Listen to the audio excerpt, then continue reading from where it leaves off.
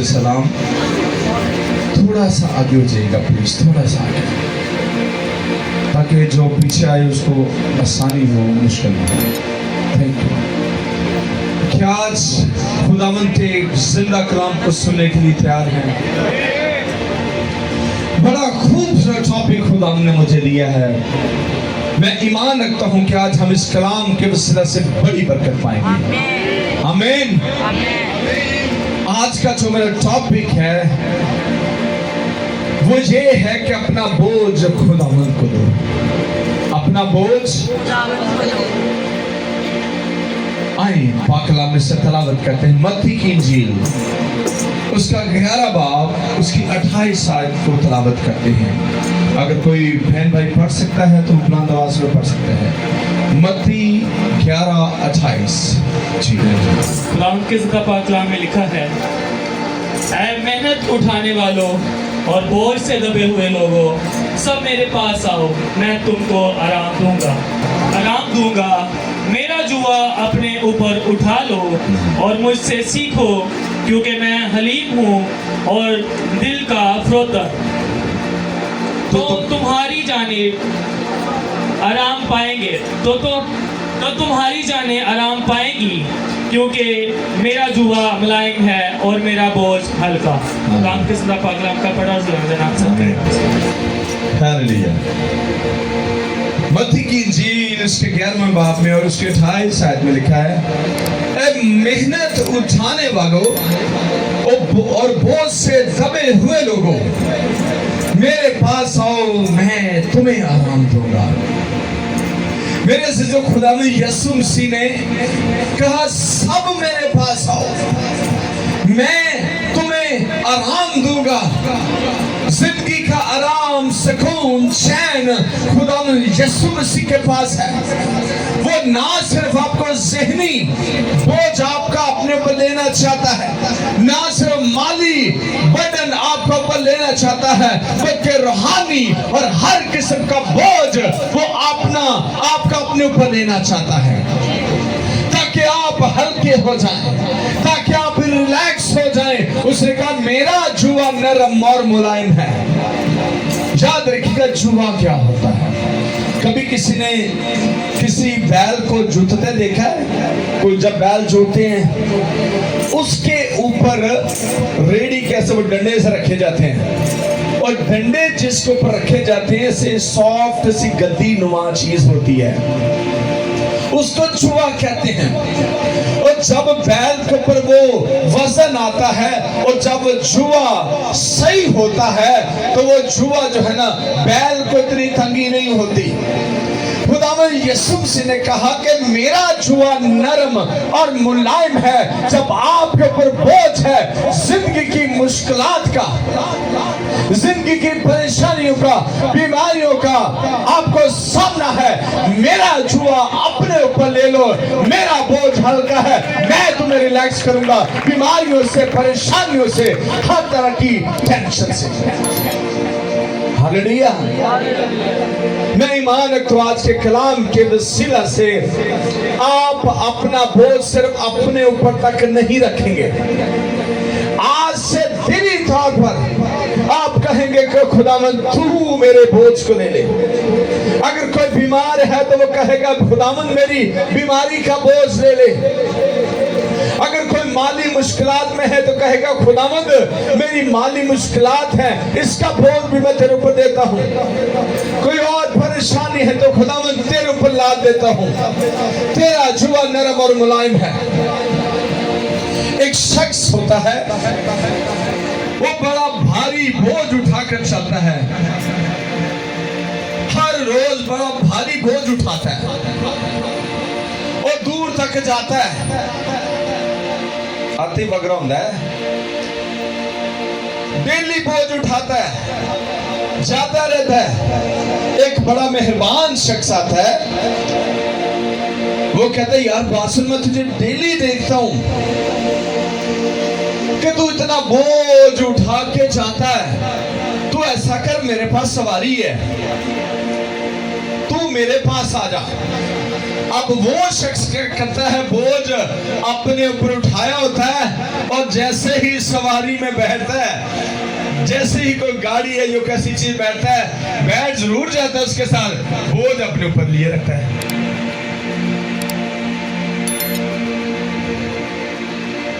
बोझ अपने ऊपर लिए रखता है, कोई फायदा क्या? गड्डी च भी तो बह गए हैं, नहीं कहते यार बैठ तो मैं जाता हूं, लेकिन बोझ अपने ऊपर लिए रखता। मेरे अजीजों, ऐसे ही हम चर्च में भी आते हैं, ऐसे ही हम वर्शिप करते हैं, खुदा की हजूरी में आते हैं, हम उसके साथ मिलकर रफाकत भी रखते हैं, उसके पास बैठ भी जाते हैं, लेकिन अपना बोझ अपने ऊपर लिए रखते हैं, खुदा को नहीं देते, जो कहता है मेरा जुआ नरम और मुलायम है। आप ऐसे ही आते हैं, ऐसे ही चले जाते हैं, बोझ अपने ऊपर लिए रखते हैं। वो आपका बाप है, आपकी फिक्र करता है। आमीन।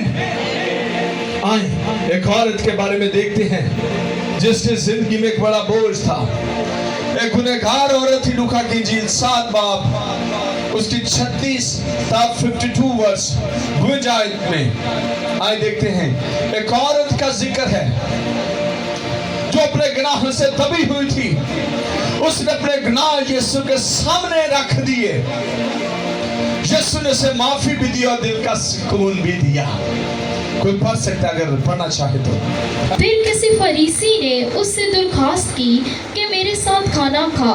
बस वो उस फरीसी के घर जाकर खाना खाने बैठा तो देखो एक बदचलन औरत जो उस शहर की थी, ये जान कर के वो उस फरीसी के घर में खाना खाने बैठा है, संगमरमर के इत्रदान में इत्र लाई और उसके पाँव के पास रोती हुई पीछे खड़ी होकर उसके पाँव आंसुओं से भिगोने लगी और अपने सर के बालों से उनको पोंछा और उसके पाँव बहुत चूमे और उस पर इत्र डाला। उसकी दावत करने वाला फरीसी ये देखकर अपने जी में कहने लगा कि अगर ये शख्स नबी होता तो तू जानता कि जो उसे छूती है वो कौन और कैसी औरत है, क्योंकि बदचलन है। यीशु ने जवाब में उससे कहा, ऐ शमौन, मुझे तुझसे कुछ कहना है। उसने कहा, ऐ उस्ताद कह। किसी साहूकार के दो कर्जदार थे, एक 500 दिनार का, दूसरा 50 का। जब उसके पास अदा करने को कुछ ना रहा तो उसने दोनों को बख्श दिया। बस उनमें से कौन उससे ज्यादा मोहब्बत रखेगा? शमौन ने जवाब में कहा, मेरी नदिस्त में वो जिसे उसने ज्यादा बख्शा। उसने उससे कहा, तूने ठीक फैसला किया। Thank you so much. जो जमाने में रिजेक्ट की हुई है, जिसको जमाना बुरा समझता है, वो एक बदकार औरत है। फरीसी ने जो मजहब का ठेकेदार था, कलाम को अंडरस्टैंड करने वाला था, उसने खुदावंद यीशु मसीह को रोटी पे दावत दे दी। आज ये खुदावंद आपका खाना है। खुदावंद उसके घर आता है और जब वो बदकार औरत खुदावंद यीशु मसीह के घर में आती है, वो जब आती है तो खुदावंद यीशु मसीह के कदमों में झुक जाती है और जब कदमों में झुकती है तो कीमती इत्र जो बड़ा महंगा होता है वो यीशु मसीह के पांव पर उंडेल देती है, अपने बालों से उसके पांव को पोंछती है और उसको साफ करती है। What an honor! वो अपने दिल को खाली कर रही है, अपने गुनाह के बोझ को खुदावंद यीशु मसीह के कदमों तले रख रही है। फरीसी कहता है, अगर नबी हुंदा तो इनू पता चल जाना, हाँ ये तो औरत ही बड़ी गलत है, इससे नहीं पता। खुदावंद दिलों की और गुर्दों की जानता है। खुदावंद फरीसी से कहता है कि बात सुन।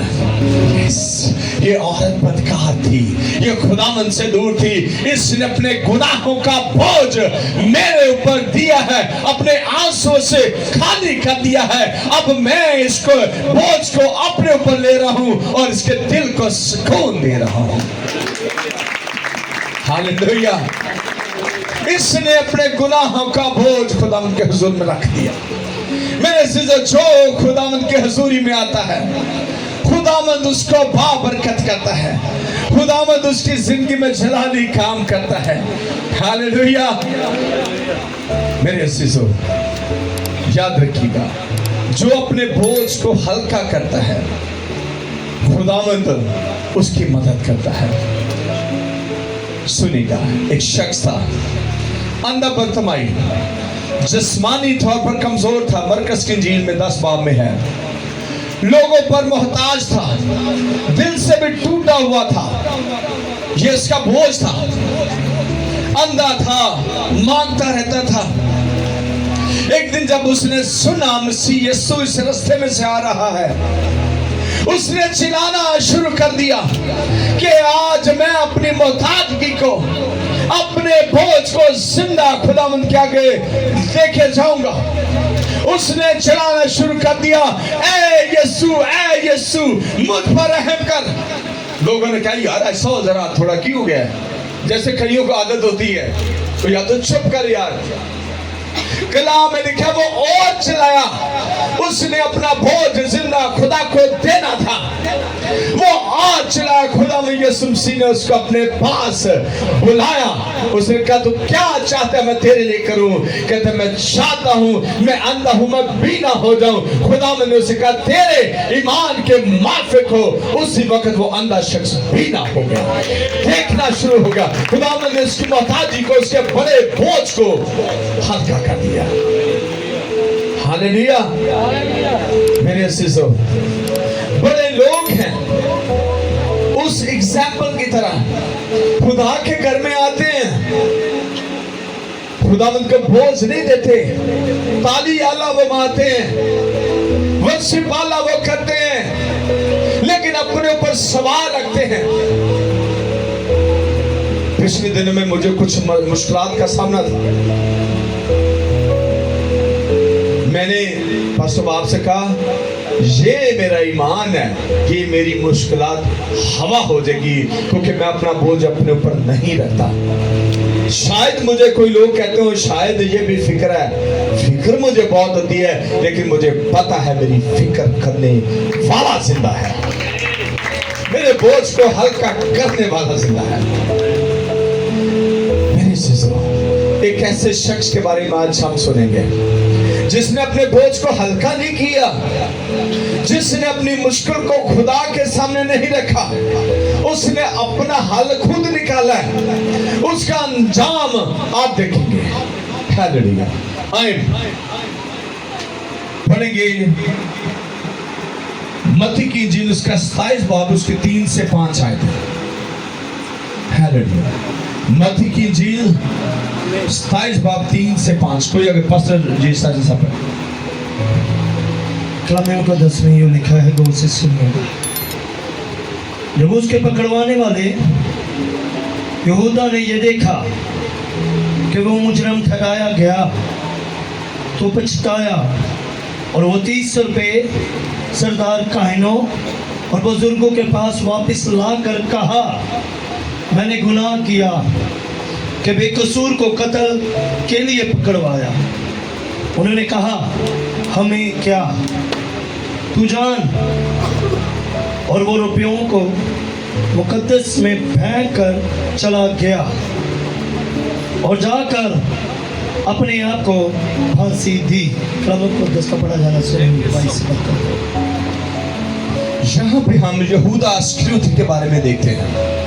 यहूदा अस्करियोती वो 12 जो चुने गए थे, खुदावंद के शागिर्द। ये शख्स क्या करता है? 30 सिक्कों के इव्ज मसीह यीशु को पकड़वाता है। आप सब इस स्टोरी से वाकिफ हैं। जब पकड़वाता है तो वो देखता है कि अब मसीह यीशु पर तो जुल्म हो रहे हैं, मसीह यीशु के साथ तो बड़ा बुरा हाल हो रहा है। मेरा उस्ताद था, मेरा रबी था, अब इसके साथ तो बड़ा जुल्म हो रहा है। कलाम बयान करता वो पछताया, उसको दुख हुआ, उसके ऊपर बोझ आया, बर्डन आया, परेशानी आई। ये मुझसे क्या हुआ है? बड़ी दफा हमसे भी ऐसी गलतियां होती हैं, बड़ी दफा हमसे भी ऐसे उलट काम होते हैं, लेकिन हम सिर्फ पछताते हैं। अपने बोझ को मसीह खुदावन के ऊपर नहीं लेके जाते। ये पछताया, बड़ा इसको दुख हुआ कि ये मुझसे क्या हुआ है। मैंने अपने खुदावन के सिर्फ थोड़े रुपए पैसे में पकड़वा दिया है। ठीक करता है, पैसे फड़ दे तो ना को वापस जाता है, पैसे फड़ लो जरा, मेरे खुदावन को छाड़ दो। कहते नहीं, अब तो जो हो गया हो गया। ओह, ये क्या हुआ? सिर्फ 30 रुपए के इव्ज मैंने अपने खुदावंद को, अपने उस्ताद को बेच दिया। पछताता है, इस कदर पछताता है तो वो क्या कहता है? कलाम मुकद्दस के मुताबिक किसी को पता है क्या होता है? जी क्या होता है? वो जाके एक दरख्त पे जाता है और वहां पे हैंग हो जाता है, फांसी ले लेता है, मर जाता है। याद रखिएगा मेरे अज़ीज़ों, वो यीशु के पास नहीं आया, वो उसने माफी ना ली, अंजाम उसने खुद को खत्म कर दिया। सिर्फ पछतावा काफी नहीं है, अपना बोझ जिंदा खुदा को देना जरूरी है। अपना बोझ जिंदा खुदा को देना जरूरी है। हम बड़ी दफा रिपेंट करते हैं, पछताते हैं। मैंने जिंदगी में बड़े लोगों को देखा है, ओहो हो, उन्हें खुदकुशी कर दी, बेचारा बड़ा परेशान सी, अच्छा आजाद हो गया। ओ जीजो, आप खुदा के जुल्म में मुजरिम ठहरेंगे। कलाम में नहीं लिखा कि इस तरह से करो। आप खुदा के हुजूर में गुनहगार ठहरेंगे। और याद रखिएगा, मौत के बाद कोई आजादी जुदी खोई नहीं जाएगी। बड़े लिखे होंगे कि आखिरी आरामगाह कब्रों पे, वो ताड़ी आरामगाह है, बड़े उत्थे चिल्लन लगे ने। आखिरी आरामगाह खुदा में यीशु मसीह के पास है। आखिरी आरामगाह वो है। Hallelujah, hallelujah, hallelujah. मेरे अज़ीज़ों, ये पछताया लेकिन यीशु मसीह के पास नहीं गया। पछताना काफी नहीं है, यीशु मसीह के पास आकर अपने बोझ को हल्का कर देना ये जरूरी है। डाकू ऑन द क्रॉस, सलीब पर जो डाकू था, मुझे कभी कभी उसकी जिंदगी बड़ी अच्छी लगती है। क्या जिंदगी अच्छी लगती है? उसने आखिरी वक्त में कहा क्या खुदावंद तो अपनी बादशाही में आए तो मुझे याद रखना। हम ऐसे जिंदगी जमीन पर गुजारे कि कहे खुदावंद जब भी मैं भुड़ गया तो मुझे याद रखना, आपकी मौत जिंदगी में बदल जाएगी। Hallelujah, hallelujah. उसने आखिरी वक्त में अपने तमाम गुनाहों का बोझ सलीब पर उसको दे दिया कि खुदावंद जब तू बादशाही में आए मुझे याद रखना। ये उसके दिल की फरोतनी है, आजिज़ी है। उसने उंडेल दिया, उसने कहा तू आज ही मेरे साथ फिरदौस होगा। हालेलुया, कैसा ऑनर है। हालेलुया। अक्सर लोग कहते हैं कि पादी साहब तुसी एक गल दसो, यीशु मसीह तो जो सलीब ते सी, जो मरे तो 3 दिन, गौर कीजिएगा बात थोड़ी सी गहरी है। 3 दिन तक खुदा में यीशु मसीह आलमे रवाज रहे, कैदी रूहां च मनादी की थी, मरे थे यीशु मसीह। लेकिन डाकू को सलीब पर कहा कि तू आज ही मेरे साथ फिरदौस होगा। यीशु मसीह था आलमे रवाज चले गई, है ना। एक ही हो सके, सोचने वाली बात है ना। मैंने उसको बोला, मैं क्या, मेरा ईमान ये है मेरा खुदावंद यीशु जहां पर है फिरदौस वहां है। वो जहां भी है वो फिरदौस वहां है, वहां जन्नत है, वहां सब कुछ है। हमें वो बाहर कॉलोनी है। हालेलुया। मुझे तो पसंद है, मुझे तो वो जगह से अच्छा कुछ नहीं लगेगा। 11 नाल बाहर है, मेरे यीशु के साथ मेरी जिंदगी में बाहर है। हालेलुया। जोरदार तालियां जिंदा खुदावंद के लिए। Hallelujah, hallelujah, hallelujah, hallelujah, hallelujah, hallelujah. Shah Saul के बारे में किसने सुना है? शाह साउल, शामिल बादशाह, बादशाह साउल सुना है आपने? साउल को खुदा ने चुना, गधे चराने गया, खुदा ने बादशाह बना दिया। हालेलुया। बादशाह बनने के बाद इसको प्रॉब्लम थोड़ी होना शुरू होगी। साउल बादशाह था मगर खुदा की बात नहीं मानता था। फिर क्या करता था? परेशानी और खौफ में था। खुदा से रहनुमाई लेने की बजाय गलत रास्ता इख्तियार किया। खुदा से रहनुमाई लेना इसने छोड़ दी, गलत रास्ते अपनाने शुरू कर दिए। याद रखिएगा, जब इंसान खुदा से दूर होता है और अपना बोझ खुदावंद को नहीं देता तो ये खतरनाक बात है। साउल जंग में शिकस्त के बाद इसने क्या किया? अपनी जान खुद ही ले ली। ये बचाए के खुदा के पास आता। वो खुदा जब इसने गधे चराए तो बादशाह बना दिया। क्या अपना बोझ उसके पास अगर लेके जाता कि खुदावंद, हाँ मुझसे गलती खता हुई है, गुनाह हुआ है, मुझे माफ कर, तो क्या खुदा माफ ना करता? क्या खुदा माफ ना करता?